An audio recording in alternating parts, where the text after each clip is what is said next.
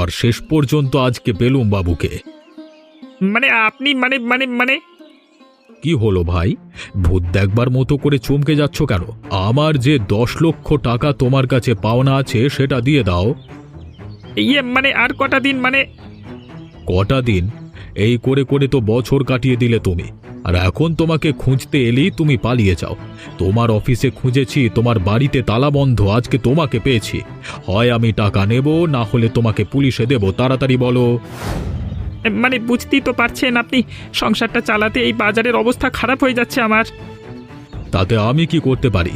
আমি বলেছিলাম তোমাকে এত বড় বাড়ি গাড়ি কিনতে। যেমন কিনেছো তেমন নিজে বোঝো। এবারেরটা মানে এবারের মতো ক্ষমা করে দিন আমাকে। বেটা, আর একবার যদি ও কথা মুখে আনিস তাহলে লোকজন ডেকে এখানেই পুঁতে রেখে যাব। তাড়াতাড়ি বল, কি দিবি আমাকে? এই নিন কাগজগুলো। এগুলো কি? আমার শ্বশুর বাড়ির জমির কাগজ, এখন থেকে আপনার কাছেই থাকবে।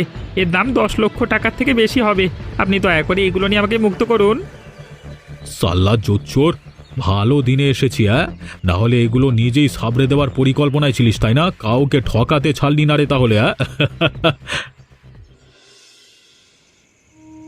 ওগো, মানুষটা কোথায় গেল? এত রাত হয়ে গেল, এখনো যে এলো না। এরকম না বলে তো শহরে কোনোদিন কোথাও যায় না, আর এখানে। আমি তো কিছুই জানি না দিদি। বিপুল, তুমি জানো?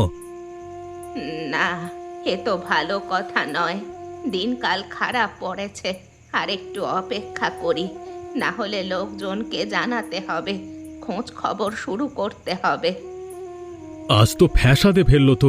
তাড়াতাড়ি এসে গেলে ঝামেলা মিটে যেত। এতক্ষণ কি করছে কে জানে। ওই তো এসে গেছে। কোথায় গিয়েছিলে তুমি? পাত্তা নেই কেন তোমার? আমরা সবাই এখানে এত চিন্তা করছি বাবা, যাওয়ার সময় একটু বলে যাবে তো? আরে ভাই, আমরা তো তোমার বন্ধুর মতো। আজকে সন্ধ্যের আনন্দটাই তুমি মাটি করে দিলে। এখন খেতে হবে আমাদের ওই ফ্যানে ভাত আলু সেদ্ধ। অফিসে একটা জরুরি কাজ পড়ে গেছিল, না গেলে সব গন্ডগোল হয়ে যেত। তাই বলে জামাইবাবু তুমি বলে যাবে না?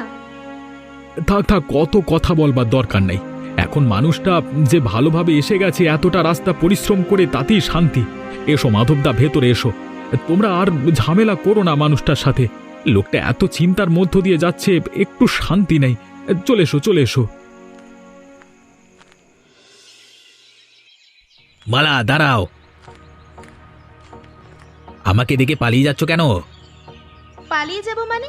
কিন্তু তুমি এখানে এসে যা শুরু করেছো তা মোটেই ভালো নয়। আমরা এসেছিলাম এখানে এক কারণে, আর তুমি এখানে ঘটাচ্ছ অন্য কারণ।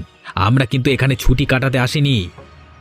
তুমি যেটা বলবে সেটা আমি জানি, কিন্তু সেটা এখন সম্ভব নয় এত ঝামেলার মধ্যে। তুমি জানো যে আমার চাকরির অবস্থা খুব খারাপ। ব্যবসা শুরু করতে হবে আমাদের, আর সেটা শুরু করতে গেলে অনেক টাকার দরকার। তুমি তোমার মাকে বুঝিয়ে সম্পত্তির ভাগ যদি আজকের মধ্যে বুঝে নিতে না পারো, তাহলে আমি কিন্তু একটা ঝামেলা সৃষ্টি করব। দোহাই তোমাকে, এরকম করো না। এতদিন পর এখানে এসেছি, আমার মান সম্মান সব ধুলোয় মিশিয়ে দিও না। শুধু আমি একা চাই না, বাকি সবাই সম্পত্তির ভাগ চায়। তুমি ভাবো যে শুধু আমি লোভী, কিন্তু টাকার দরকার যে সবার, সেটা তুমি ভুলে যাও।